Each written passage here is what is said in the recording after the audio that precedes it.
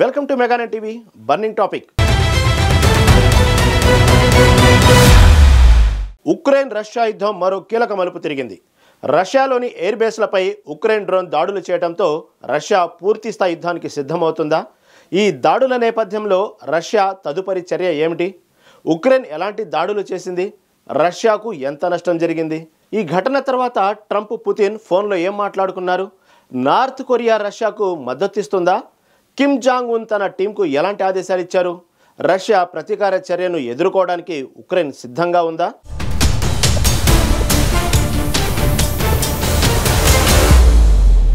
Ukraine Russia యుద్ధం మరో కీలక దశకు చేరుకుందా? రష్యా ఇంతకు ముందు చేసిన దాడులకు తీవ్రంగా దాడి చేయబోతుందా? ఇది ఇప్పుడు ప్రపంచ దేశాలను భయపెడుతుందా అంటే అవుననే మాట వినిపిస్తోంది. రష్యాలోని ఎయిర్ బేస్లపై ఉక్రెయిన్ ఆకస్మిక డ్రోన్ దాడులు చేసింది. ఈ దాడుల్లో 41 రష్యన్ విమానాలు ధ్వంసమయ్యాయి. వీటిలో స్ట్రాటజిక్ బాంబర్స్, సర్వేలెన్స్ విమానాలు ఉన్నాయి. ఉక్రెయిన్ సెక్యూరిటీ సర్వీస్ విడుదల చేసిన వీడియోలో డ్రోన్లు చెక్క షెడ్ల పైకప్పుల్లో దాక్కొని రష్యా విమానాలను లక్ష్యంగా చేసుకుని దాడులు చేసినట్లు కనిపిస్తోంది. ఈ దాడి రష్యా సైనిక సామర్థ్యాన్ని పెద్ద దెబ్బతీసింది. ఎందుకంటే ఈ విమానాలను ఉక్రెయిన్ నగరాలపై దాడులకు ఉపయోగిస్తున్నారు. రష్యాకు ఈ దాడుల వల్ల తీవ్ర నష్టం జరిగింది. 41 విమానాలు దెబ్బతినడంతో రష్యా వైమానిక దాడుల సామర్థ్యం గణనీయంగా తగ్గింది. ఈ దాడి తర్వాత రష్యా వెంటనే ప్రతీకార చర్యలకు సిద్ధమవుతుందని సమాచారం.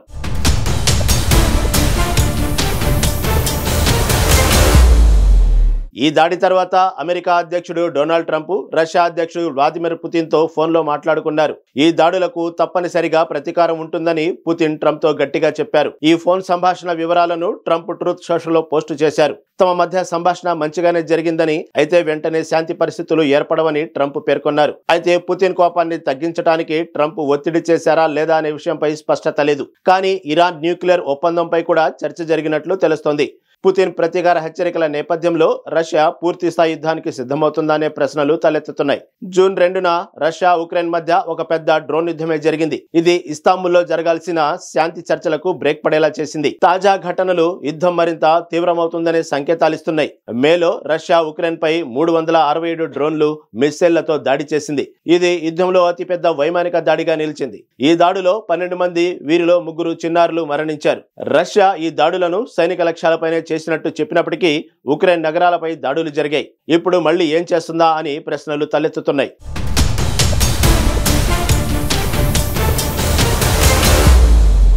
అటు నార్త్ కొరియా రష్యాకు మద్దతిస్తోంది. ఉక్రెయిన్తో యుద్ధం నేపథ్యంలో ఉత్తర కొరియా నుంచి రష్యాకు తిరుగులేని మద్దతు అందింది. ఉత్తర కొరియా అధ్యక్షుడు కిమ్ జాంగ్ ఉన్ తో రష్యా భద్రతా మండలి కార్యదర్శి సెర్గీ షోయాగు భేటీ అయ్యారు. ఈ సందర్భంగా కీవ్తో యుద్ధానికి రష్యాకు తాము బేషరతుగా మద్దతిస్తున్నట్లు కిమ్ వ్యాఖ్యానించారు. ఉక్రెయిన్తో యుద్ధం విషయంతో సహా అన్ని కీలకమైన అంతర్జాతీయ రాజకీయ సమస్యలలో రష్యా వైఖరిని, ఆ దేశ విదేశాంగ విధానాలకు బేషరతుగా మద్దతిస్తుందని కిమ్ పేర్కొన్నారు. ఈ భేటీలో ఇరు దేశాల మధ్య వ్యూహాత్మక భాగస్వామ్యం బలోపేతం వంటి పలు అంశాలపై ఇరువురు నేతలు చర్చించుకున్నట్లు తెలుస్తోంది. కుర్స్క్ ప్రాంతం పునర్నిర్మించే అంశంపై కూడా మాట్లాడుకున్నారు. షోయిగు ఉత్తర కొరియాలో పర్యటించడం ఈ ఏడాదిలో ఇది రెండోసారి. ఆయన మార్చిలోనే ఈ దేశంలో పర్యటించి కిమ్ తో భేటీ అయ్యారు. అప్పుడు కూడా రష్యా తన సార్వభౌమాధికారం, ప్రాంతీయ సమగ్రతను కాపాడుకునేందుకు చేస్తున్న పోరాటంలో తాము ఎల్లప్పుడూ అండగా ఉంటామని కిమ్ స్పష్టం చేశారు.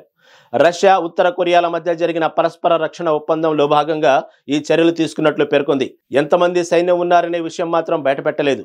అయితే 10 నుంచి 12 వేల మందికి పైగా బలగాలు ఉండవచ్చని ఉక్రెయిన్ నిఘా సంస్థ, దక్షిణ కొరియా అధికారులు గతంలో పేర్కొన్నారు. దీనికి ప్రతిగా రష్యా అత్యాధునిక ఆయుధాలు, అత్యున్నత సాంకేతికతను కిమ్కు అందిస్తున్నట్లు తెలుస్తోంది.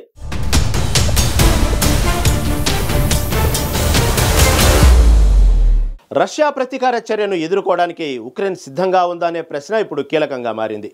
ఉక్రెయిన్ అధ్యక్షుడు జెలెన్స్కీ పుతిన్తో సమావేశం జరిగే వరకు యుద్ధ విరమణ ప్రతిపాదించారు. కానీ రష్యా దీనికి స్పందించలేదు.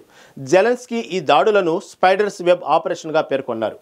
రష్యా యుద్ధ విరమణకు అంగీకరించి ఉంటే ఈ దాడులు జరిగేవి కావని అన్నారు. రష్యా దాడులను ఎదుర్కొనేందుకు ఉక్రెయిన్ తమ సైన్యాన్ని సిద్ధం చేస్తుంది. కానీ అమెరికా ఆయుధ సాయం, ఆర్థిక సహాయం ఆగిపోవడంతో ఉక్రెయిన్కు ఇబ్బందిగా మారింది. ట్రంప్ ఈ యుద్ధాన్ని ఆపడానికి ఒత్తిడి తెస్తున్నప్పటికీ పుతిన్ను ఆపడంలో విజయం సాధించలేకపోతున్నారు. ఇవి నగరాలపై రాకెట్లు వేయడం మంచి పద్ధతి కాదని పుతిన్ను ట్రంప్ హెచ్చరించారు. కానీ రష్యా దాడులు ఆగలేదు. ట్రంప్ రష్యాపై కొత్త ఆంక్షలు విధించే ఆలోచనలో ఉన్నారు. కానీ ఇప్పటి వరకు ఆ దిశగా చర్యలు తీసుకోలేదు. ఉక్రెయిన్ శక్తివంతమైన డ్రోన్ దాడులతో రష్యాకు గట్టి ఎదురుదెబ్బ ఇచ్చినప్పటికీ రష్యా ప్రతీకార దాడులు మరింత తీవ్రమవుతాయనే ఆందోళనలు ఉన్నాయి. అయితే యూరోపియన్ యూనియన్ అమెరికాతో కలిసి రష్యాపై కొత్త ఆంక్షలు విధించేందుకు సిద్ధమవుతుంది. ఈ ఆంక్షలు రష్యా ఎనర్జీ సెక్టార్పై దృష్టి సారించనున్నాయి. నార్డ్ స్ట్రీమ్ గ్యాస్ పైప్లైన్లకు సంబంధించిన కంపెనీలపై నిషేధం విధించే అవకాశమూ ఉంది.